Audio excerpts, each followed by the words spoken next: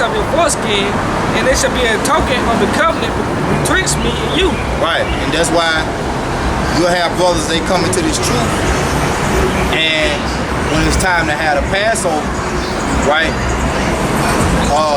the elders that are over the Passover ceremony, they're required to ask every brother that's taking part of the ceremony, are you circumcised? Because if you're not circumcised, then you can't take full participation in the Passover ceremony. All right? Go ahead. Because it's part of our covenant and our heritage. Right? Verse 12.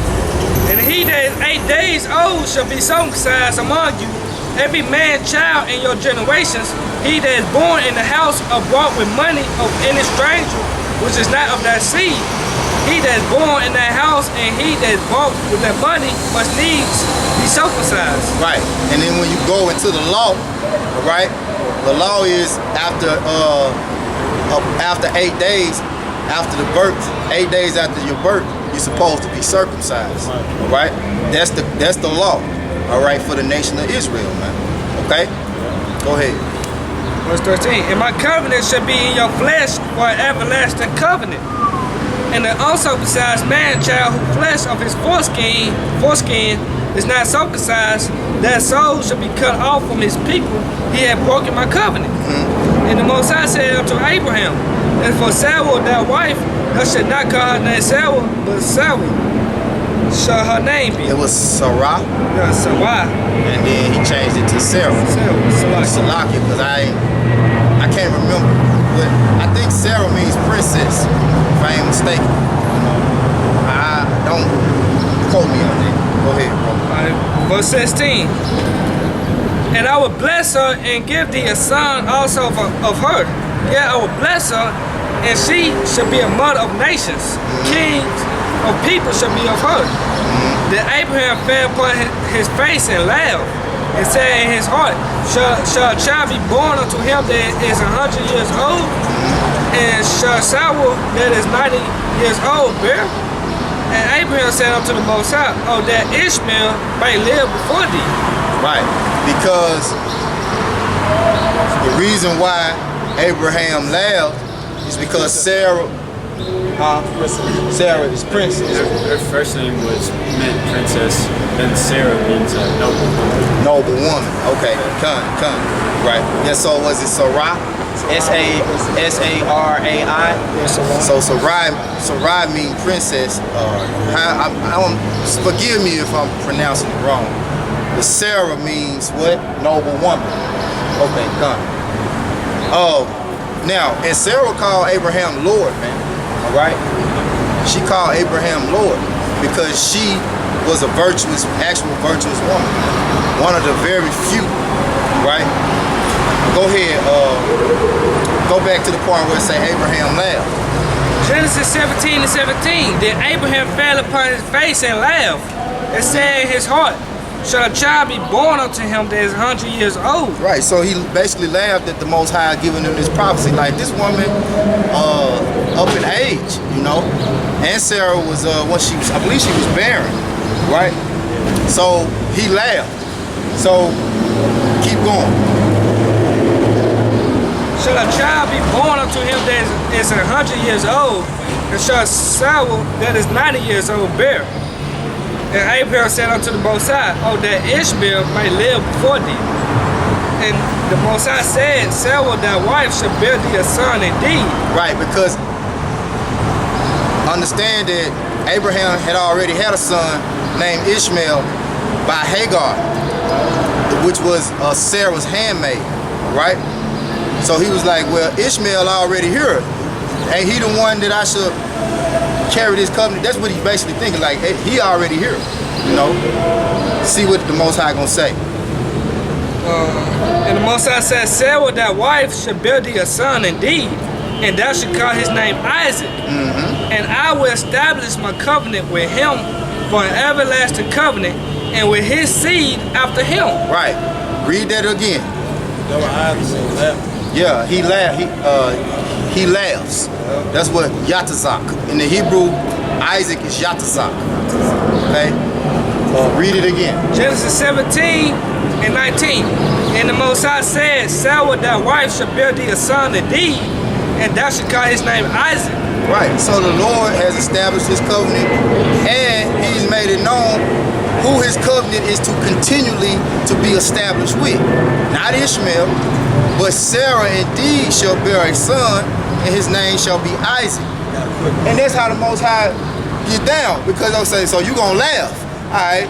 So this what your son name gonna be. He laughed. All right. I got a quick. Go ahead, bro. I'm going right with it. This is Romans 9 and 7. Neither, because they are the seed of Abraham, are they all children. But in Isaac shall thy seed be called. See, that's a cold cut. All right. That's a cold cut. And knowing who the covenant belongs to. Exactly. All right. So that's Abraham, from Abraham unto Isaac. All right. Go ahead, bro. All right, this is Hebrews chapter 11, verse 17.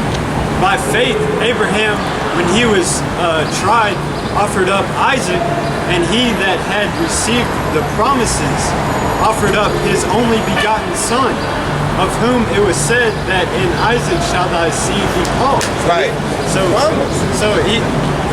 this was after the Lord told him, like, hey, you're gonna have a son, and your promise is gonna go to Isaac. Then he had to offer him up just to see if Abraham was really about, It was a test of his faith. that's him being tried. Right. So Abraham had to be tested as a noble man, as a worthy man, to have the Lord's covenant established with, which is what each and every one of us has to do. We have to be found worthy, all right? Because there's a new covenant, right? Which the new covenant is that the Lord's laws be placed in our inward parts, all right? It's the old covenant, all right? Started with Abraham, passed down to Isaac, and passed on to Jacob, all right? And it was written, a written law, all right, established. Go ahead, bro. It says, accounting that the Most High was able to raise him up, even from the dead, from whence also he received him in a figure. Right. So that's why Abraham was able to carry out. The Lord stopped him, but he knew that Abraham had the faith because he went through with everything except for the final step. And in the process of him getting ready to kill Isaac, the Lord stopped him. All right? He said, because he saw that Abraham had the faith that the Most High could easily raise Isaac back up. That's why he went on and was like, it don't matter. He gave me this son, and he can take him away, and he can bring him back. All right? That's the type of faith that we have to have. That's why Abraham is such an important, prominent figure in the scriptures as one of our forefathers, because of his faith, man. That Hebrews 11th chapter, when you go into that chapter, is dealing with faith, man. Right? You get I was gonna make it quick. okay, go ahead, and then when you finish, you just grab Sirach 44, keep going to Abraham. It says, from whence also he received him in a figure. Just backing up with that, what this brother was saying. Hey, it was already a miracle that he was born in the first place. So he's like, because Rebecca was barren and how old she was. And how Abraham. So it was no thing for him to bring him right back. He said, Sirach 44. Yeah, let I not finish Genesis 17 chapter. Genesis 17 and 19. And the Most High said, Sarah thy wife shall bear thee a son indeed, and thou shalt call his name Isaac, and I will establish my covenant with him for an everlasting covenant, and with his seed after him. And for Ishmael I have heard thee. Behold, I have blessed. That's what Ishmael name means, Yasha Ma'ala. Right? Ishmael is Yasha Ma'ala, meaning he is heard of God, or he is heard of the power, he is heard of the Most High. All right? I have heard thee. Behold, I have blessed him, and will make him fruitful, and will multiply him exceedingly. 12 princes shall he beget, and I will make him a great nation. But it don't say nothing about him establishing his covenant. Let's read that verse again. Let's see if it say anything about him establishing a covenant with Ishmael. It said, it's Because see, that's what you gotta understand. The Lord don't establish his covenant, all right, with one nation of people. Yeah, he said Abraham was gonna be a father of a multitude, a father of many nations. Yeah, Ishmael is a part of that multitude, but he's not a part of the covenant. See, we went into it earlier how the Lord severed. He's been severing, and he's still severing. All right, but he severed from the beginning to separate his people as a whole. Now within his people, there's another separation, his elect. But just going back to the point at hand, let's see if the Lord said anything about establishing a covenant with Ishmael. Genesis 17 and 20. And as for Ishmael, I have heard thee. Behold, I have blessed him and will make him fruitful and will multiply him exceedingly. 12 princes shall he beget, and I will make him a great nation. You don't even hear the word covenant in the same sentence with Ishmael.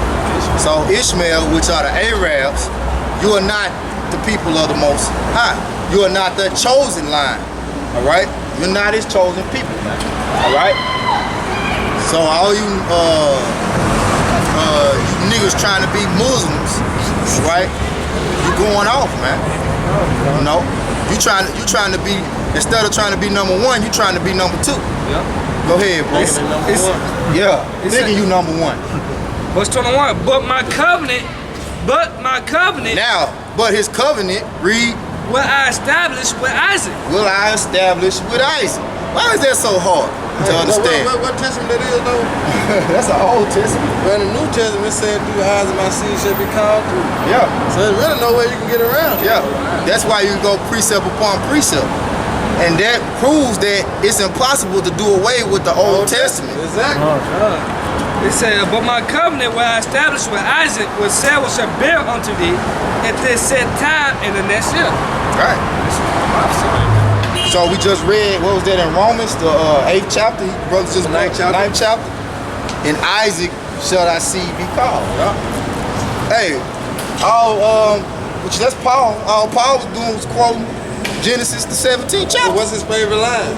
As it was written. Yeah. What it was written from? It was written from the Old. They had a New Testament at the time, man. It was only the Old Testament, all the old scrolls. So Paul always said, well, as it was written, this is what it was. As it was written, this is what it is. You know what I'm saying? I always quoted from the Old Testament. Because that's all they had. That's all they had. Yep. But they also had the Apocrypha, which was originally a part of the King James Bible, but was taken out and deemed non-canonical by the Bible Destruction Group, right? Which there were several different councils that came together and became known as the Bible Destruction Group, right? You had the Council of Nicaea, you had the Council of Trent, you had several different councils, okay? They came together and they were formerly known as the Bible Destruction Group. But let's see what the Bible says and if it's congruent with the Old Testament and New Testament. Let's see what the Apocrypha says. Start at verse 19, I believe. Come on. This is Ecclesiasticus, also known as the Book of Sirach. In the Apocrypha, chapter 44, verse 19. Abraham was a great father of many people, and glory was there none like unto him, who kept the law of the Most High and was in covenant with him. He established the covenant in his flesh, and when he was proved, he was found faithful. Therefore he assured him by an oath that he would bless the nations in his seed, and that he would multiply him as the dust of the earth, and exalt his seed as the stars, and cause them to inherit from sea to sea, and from the river unto the utmost part of the land. That's what you get. Israel is the sand of the sea. All right, he said he's gonna multiply them as the dust of the earth. You know, Yeah, it says, verse 21 because again. Isaac, received that blessing. You know, he was blessed, even though Ishmael had 12 sons too. But I'll go right back to what it said in Romans. All right, it said what? Through Isaac my seed shall be called. So we received that promise. That's why we say Abraham, Isaac, and Jacob. You know, you can't get Jacob from Ishmael, man. All right? That means we out of the equation. If it went from Isaac to Ishmael, where's Jacob at? You know what I'm saying? That's out of the equation. So we ain't even the people. Who are we if the seed was given to Ishmael? Who are we? You know what I'm saying? But according to the scriptures, man, the blessing came through Isaac to Jacob, man, from Abraham. It says, therefore he assured him by an oath that he would bless the nations in his seed. Right, and the Most High said, what? A man that he shall not what? Lie. All right? So what the Most High said, the Most High does, man. All right? And he made an oath. He made an oath to Abraham, man. All right? That's why it triggered on down from Abraham, Isaac, and Jacob, because of that oath, man. All right? And the Most High gonna keep his word, man. That's why he said he put his word above his name. That's right. That means he gonna keep his word. You know, that means he's a man of his word. He's a man that he shall. That's a man that he shall not lie. Yeah. Yeah. A man, when you talking in the streets, a man say, "Well, my word is my bond." If you can't take my word for it, then you really don't even need to talk to me. You know what I'm saying? Because what I say, hey, I can back it up. Type. That's right. You know what I'm saying? That's just how the Lord said it. Shit, my word is my bond, man. But I say, hey, it's gonna happen. But we see it because where we at? We in captivity. The Lord spoke that a long time ago, man. Prophecy. You got it though, huh? Okay, let him finish. It says that he would bless the nations in his seed, and that he would multiply him as the dust of the earth, and exalt his seed as the stars, and cause them to inherit from sea to sea, and from the river unto the utmost part of the land. Right. And this coming soon, man. That's the kingdom of heaven. We gonna get that inheritance. All right, because going back to 2nd Ezra 6 and 54, the world was made by our sake. All right, and that was Ezra asked. Ezra like, shit, if the world was made by our sake, shit, why we don't possess it? You know what I'm saying? But we were cursed, going off, and that's why the Lord had to chastise us. Yeah. Right, that's why we're in the predicament we're in now. Because if you go, if brother want to get that word covenant, right? Covenant is a contract. Can you? I get it. Word like covenant is like a contract, man. So if you're under a contract and you break that contract, there's always a penalty for breaking the contract. You get a credit card, you sign a contract that you go pay this amount of interest, right? Or you go pay this minimum every month. And if you don't pay that minimum, they're gonna penalize you. You know? It's like a condo. They're gonna repossess it. You know? This is a covenant, an online etymology dictionary. It says covenant, verb, to enter into a formal agreement or contract, right? So a covenant is a contract, all right? So what happened is that we broke that contract, right? And the Lord also made it known what was gonna happen if we broke that contract. That's in Deuteronomy 28th chapter. That's another lesson for another day. You know, Lord willing, we'll touch into it some because you already had a plan to go into it. So we'll touch into it some because basically once we get through explaining how Israel became a nation, now you gotta understand at this point Israel is not a nation yet. That's right. We still on Abraham and Isaac. We ain't got the Jacob yet. Right? Go ahead, bro. All right. Verse 22. With Isaac did he establish likewise. Right. For Abraham his father's sake, the blessing of all men and the covenant, and made it rest upon Hold them. on, read it again. Did it say the blessing? Did it say the blessing of all men, or did it say the blessing of all men And the covenant. and the covenant? Okay. It says, and made it rest upon the head of Jacob. Now, the Spirit will have you interpret that if you unlearn that it's talking about all men. No, that's talking about all men under the covenant, in the contract. All men wasn't a part of the contract. You know, if you got a car note, you signed a contract that you're gonna pay it off for so how many months? If you go to somebody who's not a part of that contract, say, hey man, you want to give me some money for this car note we got? They're gonna look at you